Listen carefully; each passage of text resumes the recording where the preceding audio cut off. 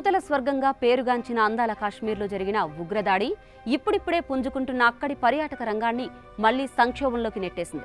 పహల్గాంలో ముష్కరులు 26 మంది టూరిస్టులను అత్యంత పాశవికంగా హతమార్చడం పర్యాటకుల నమ్మకాన్ని దారుణంగా దెబ్బతీసింది.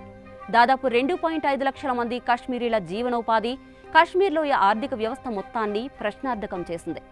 మళ్లీ పర్యాటకుల్లో మునుపటి విశ్వాసం, ఉత్సాహం నెలకొనాలి అంటే ఎన్నేళ్లు పడుతుందోనని టూరిజం వర్గాలు ఆందోళన చెందుతున్నాయి. ఈ నెల 22న పహల్గాం సమీపంలో మినీ స్విట్జర్లాండ్గా పేరుగాంచిన బైసరన్ లోయలో పర్యాటకులపై ఉగ్రవాద దాడి ప్రభావంతో కాశ్మీర్లో పర్యటించేందుకు సిద్ధమైన వేలాది మంది పర్యాటకుల్లో దాదాపు 90% మంది 24 గంటల వ్యవధిలోనే విమాన టికెట్లు రద్దు చేసుకున్నారు.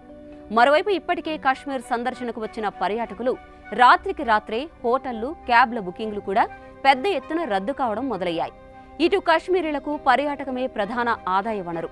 జమ్మూ కాశ్మీర్ వార్షిక పర్యాటక పరిశ్రమ విలువ దాదాపు 12,000 కోట్ల రూపాయలు. దీని విలువ 2030 నాటికి 30,000 కోట్లకు పెరుగుతుందని అంచనా.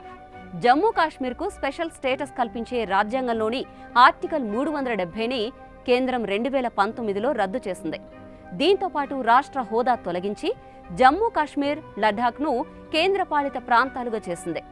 అలాగే ఏటా స్థానికంగా దాదాపు 50,000 మందికి ఉపాధి కల్పించేలా, 5 ఏళ్లలో 2,000 కోట్ల వార్షిక పెట్టుబడులను ఆకర్షించేలా 2020లో ప్రత్యేక పర్యాటక పాలసీని తీసుకొచ్చింది. దీనికి తోడు మౌలిక సదుపాయాల మెరుగుదల, విమాన కనెక్టివిటీ, విదేశీ పర్యాటకులకు ఆన్ అరైవల్ వీసా, 75 కొత్త పర్యాటక ప్రదేశాలు, 75 కొత్త సాంస్కృతిక ప్రదేశాలు, 75 కొత్త సూఫీ ప్రదేశాల స్థాపన కోసం 1,000 కోట్ల బడ్జెట్ కేటాయించింది. కాశ్మీర్ను దేశంలోని మిగిలిన ప్రాంతాలలో నేరుగా అనుసంధానించడానికి రైల్వే కూడా కసరత్తు ప్రారంభించింది. ప్రీమియం రైలు వందే భారత్ ఎక్స్ప్రెస్ కూడా ఇందులో ఉంది. కేంద్రం చర్యలతో 2020 నుంచి కాశ్మీర్ లోయను సందర్శించే పర్యాటకుల సంఖ్య పెరుగుతూ వచ్చింది. 2024 నాటికి పర్యాటకుల సంఖ్య సుమారు 2.36 కోట్లకు చేరుకుంది. కానీ ఇప్పుడు ఉగ్రవాద దాడితో అక్కడి పర్యాటక రంగం చుట్టూ సంక్షోభం ముసురుకుంది.